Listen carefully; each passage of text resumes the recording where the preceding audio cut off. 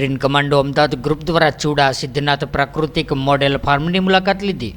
ચુડા ખાતે લકુમ નારાયણભાઈના પ્રાકૃતિક મોડેલ ફાર્મની મુલાકાત દરમિયાન પ્રાકૃતિક કૃષિનો વ્યાપ વધારવા અને વધુને વધુ ખેડૂતો પ્રાકૃતિક કૃષિ તરફ વળે તે માટે માર્ગદર્શન આપવામાં આવ્યું હતું તેમજ શાકભાજી તેમજ પપૈયા જેવા પાકો બાબતે વિસ્તૃત જાણકારી આપવામાં આવી હતી। પ્રાકૃતિક ખેતીમાં ઓછા ખર્ચ ગુણવત્તાસભર વધારે ઉત્પાદન મળે છે, જેના કારણે ખેડૂતો સારી આવક મેળવીને આર્થિક વિકાસ માટે પણ ફાયદાકારક છે। ત્યારે પ્રકૃતિના મૂળભૂત સિદ્ધાંતો દેશી ગાયના ગોબર અને ગૌમૂત્ર થકી ઓછા ખર્ચથી ખેતીને પ્રાકૃતિક કૃષિ પદ્ધતિ ગણાય છે। ત્યારે પ્રાકૃતિક ખેતીમાં પાકની વૃદ્ધિ માટે નહિવત ખર્ચે ઉચ્ચ ગુણવત્તાયુક્ત ઉત્પાદન મેળવી શકાય છે। પ્રાકૃતિક ખેતી કરવાથી ભૂમિમાં ભેજ સંગ્રહ ક્ષમતા, ફળદ્રુપતા અને ઉત્પાદન ક્ષમતામાં વધારો થાય છે। ત્યારે પ્રાકૃતિક ખેતી થકી પર્યાવરણ અને માનવીય સ્વાસ્થ્યનું રક્ષણ, પોષણ અને સંવર્ધન થાય છે। પ્રાકૃતિક કૃષિ પદ્ધતિથી તૈયાર કરેલા ધનજીવામૃતો ઉપયોગ કરીને પ્રાકૃતિક ખેતી તરફ ખેડૂતો વળે તે માટે ભાર મૂકવામાં આવ્યો હતો। ત્યારે આ તકે ગ્રીન કમાન્ડો ગ્રુપમાંથી વિષ્ણુભાઈ પટેલ, કિરીટભાઈ, રજનીકાંતભાઈ અને દેવેન્દ્રભાઈ તથા મોટી સંખ્યામાં ખેડૂતો ઉપસ્થિત રહ્યા હતા। ડુંગળી પારી ઉપર પપૈયા ને વચ્ચે કેરમ ડુંગળી એટલે શરૂઆતમાં એ આચ્છાદન અને પછી એ તો મેં જે વિડીયો બે ફોટા મૂકતો ઘણી વાર, એક પપૈયો ઉનાળા આચ્છાદન વગરનો ના આચ્છાદન વાળા, બેમાં કેટલો ફરક છે એ આ પપૈયાનો। ગુજરાતના લગભગ બધા ખેડૂતોનો આચ્છાદનનો કન્સેપ્ટ નારાયણભાઈએ સમજાય કે જો આચ્છાદન હોય અને ના હોય તો ઉનાળામાં પપૈયાની કેવી પરિસ્થિતિ થાય। નારાયણભાઈ સાહેબની ઓળખાણ થઈ ને પછી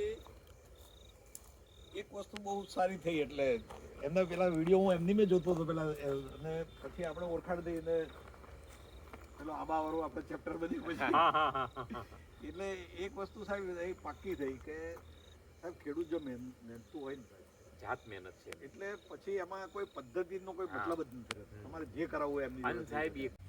નમસ્કાર, સિદ્ધનાથ પ્રાકૃતિક મોડેલ ફાર્મ, લકુમ નારાયણભાઈ ગંગારામભાઈ। આજ રોજ ગ્રીન કમાન્ડો ગ્રુપના એવા અગ્રણી શ્રી વિષ્ણુભાઈ પટેલ, જેઓ અમદાવાદ આખું ગ્રીન કમાન્ડો ગ્રુપ ચલાવે છે, જેઓના સાથી મિત્રો સહિત અમારા મોડેલ ફાર્મની મુલાકાત લીધી અને અમારા વિસ્તારને પ્રાકૃતિક ખેતી કરતા ખેડૂતો તૈયાર થાય અને પ્રાકૃતિક શાકભાજી તૈયાર કરે તેવા ચોકડી ગામે વધારી અને પ્રાકૃતિક ખેડૂતોને 10 પરણી અર્ક આપી અને જેવા અત્યારે હવે ઉનાળુ પાકમાં ગવાર છે, ભીંડા છે, ચોળી છે, દૂધી છે જેવા પાકોમાં 10 પરણી અર્ક છાંટી અને પ્રાકૃતિક ખેત પેદાશથી માણસનું સ્વાસ્થ્ય સુધરે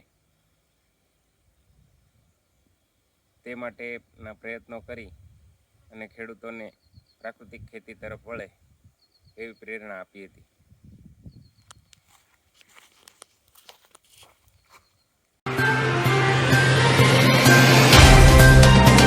तो व्हाट्सएप, ट्विटर, फेसबुक, इंस्टा जहाँ भी आपका अकाउंट है, इसे शेयर बटन के द्वारा वहाँ पर शेयर करें।